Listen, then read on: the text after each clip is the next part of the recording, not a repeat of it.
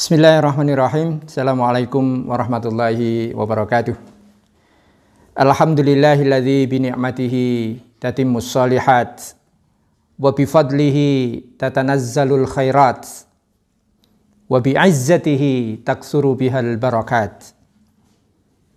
Allahumma shalli wa sallim ala hadzal nabiyil mustafa Muhammadi wa ala alihi wa sahbihi alladzina waffahumullah wa hada. Wa ba'd. Ikhwas sekalian, kesempatan kali ini kita akan sampaikan sesuatu pendek saja, bahwa kita mempunyai slogan sehat, selamat, manfaat. Inilah yang akan kita upayakan di dalam sehari-hari kita.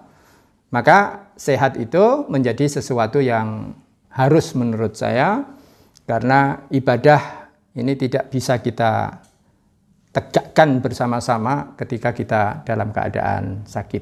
Banyak sekali ayat-ayat Al-Quran, hadis Rasulullah SAW yang menganjurkan agar kita bertubuh sehat supaya kita bisa menebarkan manfaat lebih luas lagi. Ikhwas sekalian, kadang-kadang kita terjebak ya di antara dua istilah ini. Yang pertama adalah kata preventif, yang kedua adalah kuratif. Atau penjagaan atau pemeliharaan diri atau pencegahan dan pengobatan.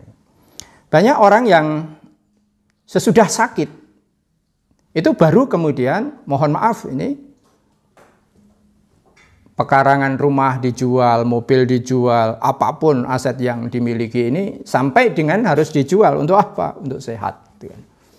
Akan tetapi ketika seseorang itu melakukan satu usaha preventif, pencegahan, maka sering tidak dikatakan itu sebagai sebuah prestasi.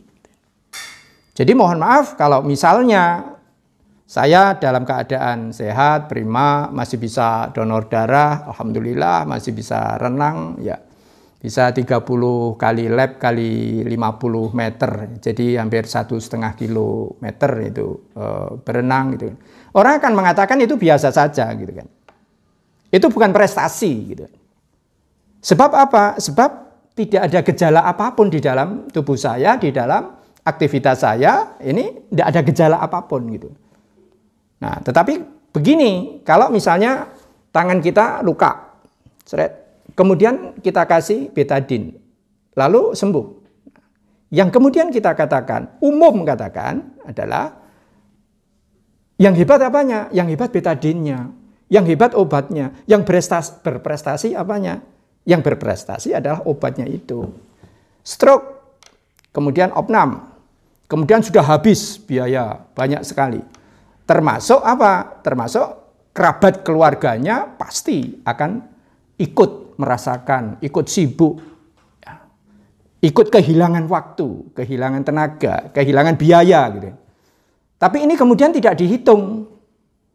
Tapi ketika orang yang stroke ini tadi ini sembuh gitu, maka orang akan mengatakan, wah hebat sekali itu. Apanya? Rumah sakitnya, obatnya, ya penanganannya gitu. Akan tetapi kalau maaf ini saya makan bawang gitu kan, misalnya saya makan kapsul ya, kapsul bawang ya.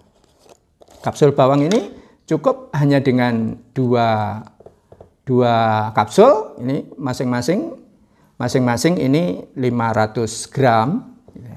Kemudian ketika misalnya ini saya minum setiap pagi, kemudian nanti sore nanti kita makan lagi. Kemudian maaf ini saya alhamdulillah Allah memberikan kesehatan pada saya, pada kami sekeluarga ini.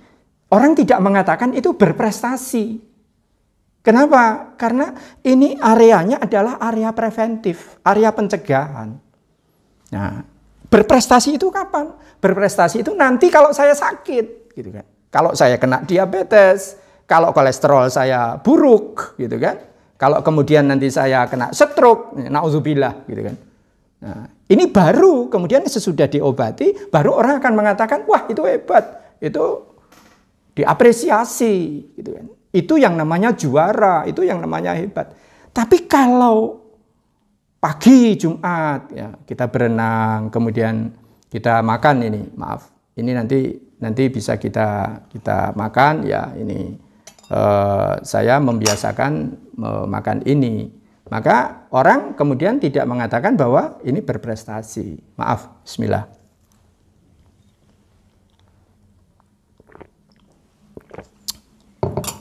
Nah, kenapa bawang?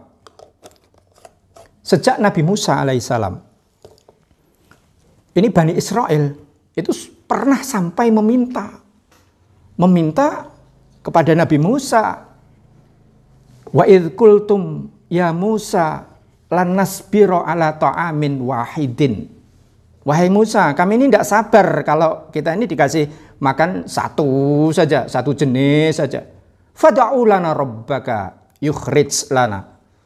Maka mintakanlah kepada Tuhanmu supaya Tuhanmu itu berkenan untuk menumbuhkan mimmatun bitul ardu, dari apa yang ditumbuhkan oleh bumi ini, mim bakliha, sayur mayur, wa kithaiha, mentimun, wa fumiha, bawang ini, bawang putih yang kemudian sesudah kita fermentasi kemudian menjadi hitam.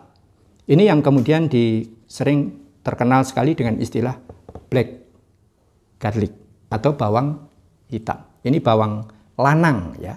Ini bawang lanang atau soul garlic. Kithaiha wa fumiha wa adasiha wa basoliha.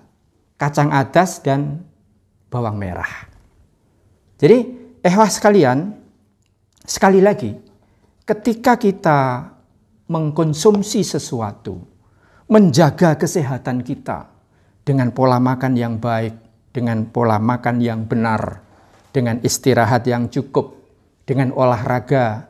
Maaf, ini Rasulullah SAW ini memberikan ajaran, mengajarkan kepada kita, alimu auladakum bisibah, ajarilah anak-anakmu itu dengan berenang.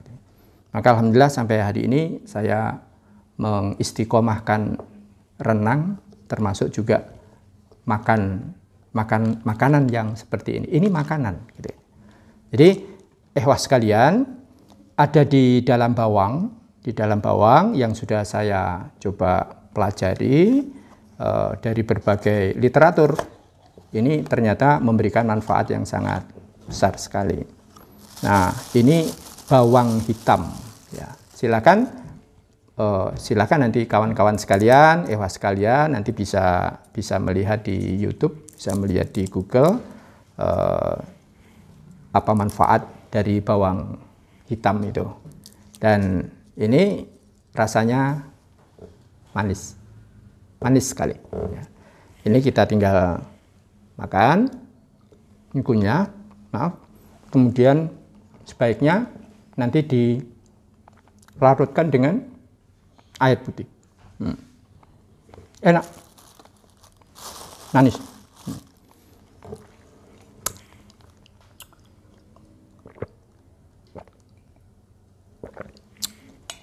Nah, ini manfaatnya apa? Manfaatnya membebaskan dari kolesterol. Kemudian kalau aliran darah itu bagus, gula-gula di dalam darah itu kemudian direduksi oleh si bawang ini, maka akan memberikan jaminan apa? Akan memberikan jaminan lancarnya peredaran darah di dalam tubuh kita. Satu. Kemudian yang berikutnya, kolesterol ini juga akan diturunkan oleh bawang ini. Maka otomatis kemudian nanti ada hipertensi, ada darah tinggi. Karena sebenarnya kesehatan itu pusatnya ada di mana? Pusatnya ada di dalam jantung ya.